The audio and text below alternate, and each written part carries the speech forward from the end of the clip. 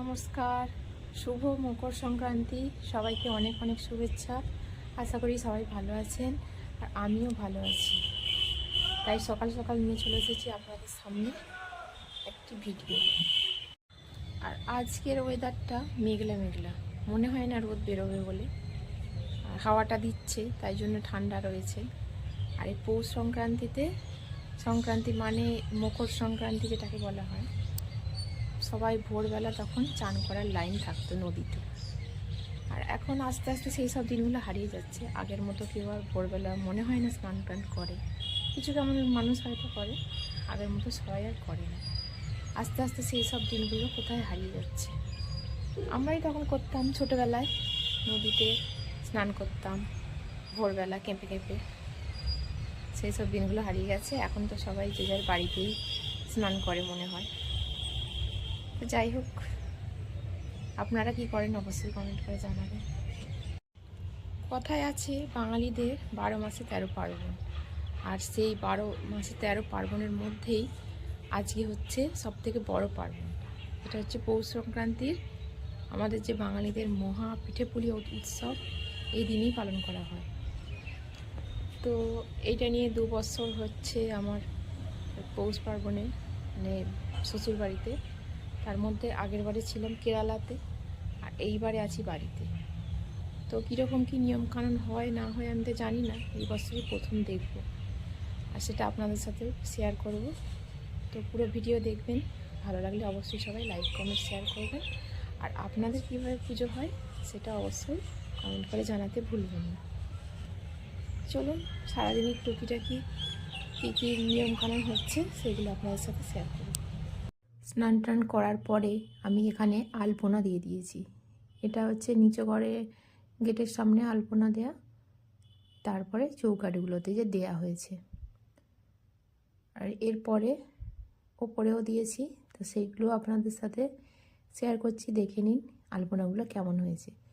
এগুলো হচ্ছে ওপর ঘরে, একটু সাদা ডাইজ লাগানো রয়েছে, আর দরজার সামনেগুলো এরকম কালো বর্ডার দেওয়া আছে, সেইগুলোতেই আলপনাগুলো ভালো ফুটেছে। প্রত্যেকটা দরজার সামনেও দিয়েছি এরকম করে। আর লাস্টে দেখাবো ঠাকুর ঘরটা। ওদিকে আলপনা দেওয়ার পরে পুজোর জোগাড়ও শুরু হয়ে গেছে। আগে আলপনাটাই দিয়ে দিয়েছি, কারণ আলপনা দিতে আমার তো খুব ভালো লাগে, বিশেষ করে এইসব ডিজাইনগুলো আঁকতে। আর এরপরে এখানে ফল কেটে পুজোর চাল ডালগুলো রেডি করে রেখে দিয়েছি। এখানে 3 রকম চাল সাজানো রয়েছে, 3 জায়গায় পুজো যাবে। একটা হচ্ছে গঙ্গা দেবীর পুজোতে যাবে, আর একটা আমাদের সংক্রান্তিতে মনসা পুজো হয় সেইখানে যাবে, আর একটা আমাদের বাড়িতে যে মকর জন্য পুজো করা হবে তার জন্য চাল সাজিয়েছি। এখানে মকরের যে আলো চাল আর বিভিন্ন রকমের ফল দিয়ে ঠাকুরের প্রসাদ সাজানো হয়েছে। আর কিছুক্ষণের মধ্যে ঠাকুরমশাই এসে যাবেন। এখানে এই যে ঠাকুর ঘরটা এবার দেখাই। পুজোর জন্য সমস্ত কিছু এখানে জোগাড় করা হয়ে গেছে। ফলটা ওই যে ওখানে ঢাকা দেওয়া আছে, চাল ওখানে রেখেছি।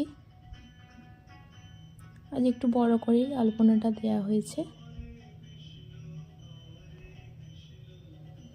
আর ওইখানে ঠাকুরের যে নিত্য সেবা দেওয়া হয় সেই সেবাগুলো দেওয়া রয়েছে, এখনো তোলা হয়নি।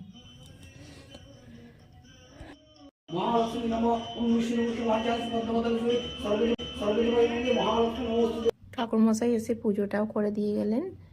আর এইটা হচ্ছে আমাদের বাউনির যে চাল, লক্ষ্মীর যে চাল রাখা হয় সেই চালটাতে বাউনি বলা আছে। বাউনি বলতে এই যে খড়কে পাকাতে হবে সর্ষে ফুল, মূলো ফুল আর আম পাতা দিয়ে পাকিয়ে সেটাকে এরকম বাঁধতে হয়, সেটাকেই বাউনি বলা হয়।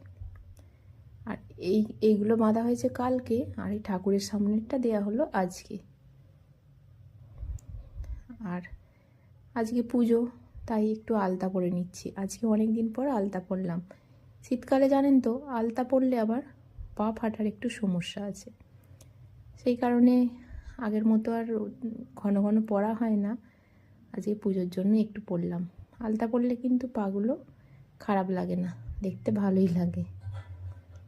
আর এই যে কাল সন্ধ্যাবেলা কি পিঠে হয়েছিল সেটা তো আর শেয়ার করা হয়নি, সেটা আজই শেয়ার করে দিচ্ছি, দেখে নিন।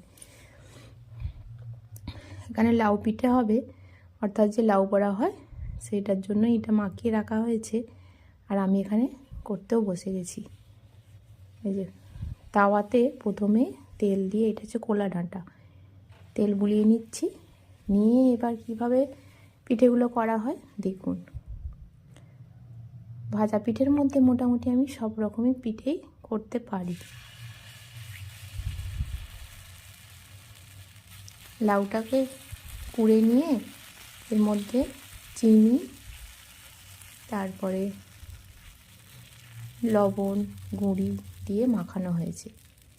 নারকেল কোড়া দিলে আরও ভালো হয়, এবারে আর নারকেল কোড়া দেওয়া হলো না,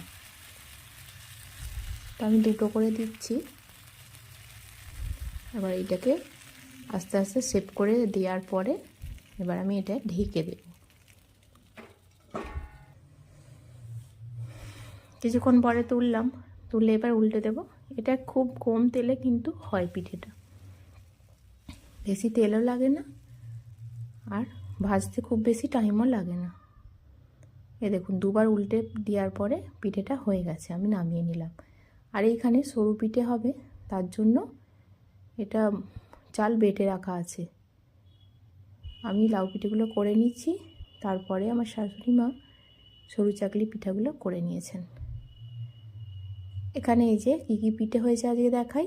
সরু পিঠে, আর ওই যে লাউ পিঠেগুলো যেগুলো আমি করলাম, আর এইগুলো হচ্ছে গুড় পিঠে অর্থাৎ পোয়া পিঠে যেগুলো বলা হয়। এই যে লাউ পিঠেটা কালকে 3 রকম পিঠেই হয়েছিল, আবার আজকেও যেহেতু পিঠে করতে হবে, আজকে আর ভাজা পিঠে হবে না, আজকে সেদ্ধ পিঠে হবে। এই যে আজকে সন্ধ্যাবেলার পিঠেটাও দেখিয়ে দিই। আজকে যে সেদ্ধ পিঠে হয়েছে এগুলো হচ্ছে নারকেলের, আর আগে যেগুলো দেখালাম সেগুলো হচ্ছে কপির তরকারি। আর এইখানে সন্ধ্যাবেলা আমি পিঠে নিয়ে খেতে বসে গেছি। তো ভিডিওটা কেমন লাগলো অবশ্যই কমেন্ট করে জানান। আজকে তাহলে এখানেই থাক, ফিরে আসবো নতুন কোনো ভিডিও নিয়ে। সবাই ভালো থাকবেন, সুস্থ থাকবেন।